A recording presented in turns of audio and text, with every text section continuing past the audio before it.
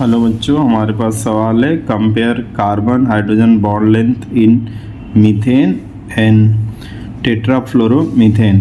हमें पता है कि मीथेन में sp3 हाइब्रिडाइजेशन होता है और ये टेट्राहेड्रल स्ट्रक्चर होता है। दोनों मॉलिक्यूल में हाइब्रिडाइजेशन सेम होगा और दोनों टेट्राहेड्रल स्ट्रक्चर देंगे, बट डिफरेंस ये है बोथ मॉलिक्यूल दोनों में sp3 हाइब्रिडाइजेशन है और टेट्राहेड्रल होंगे।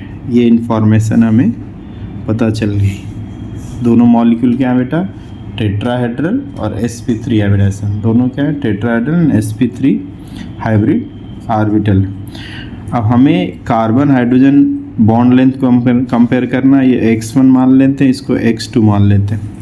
देखने से दोनों सेम लगते हैं, बट हमें पता है कि एज पर बेंट रूल जिस हाइब्रिड ऑर्बिटल में मोर इलेक्ट्रोनेगेटिव एलिमेंट्स होते हैं उसमें परसेंटेजेस कैरेक्टर कम हो जाता है। यानी ऐसा बोलें कि more electronegative element percentages character को कम करते हैं, परसेंटेज पी कैरेक्टर को बढ़ा देते हैं। इस हिसाब से सारी ऑर्बिटल में परसेंटेज एस कैरेक्टर कम हो जाएंगे, जिनमें फ्लोरीन होगा, और परसेंटेज पी कैरेक्टर बढ़ जाएंगे। तो इसमें भी कम होगा, परसेंटेज पी कैरेक्टर बढ़ जाएगा।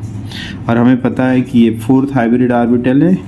अगर एस कैरेक्टर इनमें कम हो रहे हैं तो यहाँ पे एस कैरेक्टर बढ़ जाएंगे, और एस कैरेक्टर बढ़ने का मतलब होता है एस ऑर्बिटल स्फेरिकल होती है, जिससे बॉन्ड लेंथ छोटा हो जाता है। तो जो बॉन्ड लेंथ होता है वो directly proportional to percentage p character होता है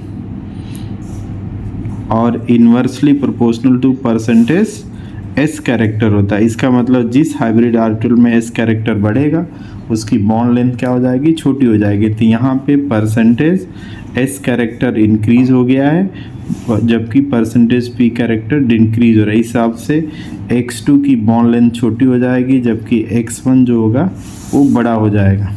इस तरह से हम इस दोनों मॉलिक्यूल में बॉन्ड लेंथ कंपेयर कर सकते हैं। Thank you.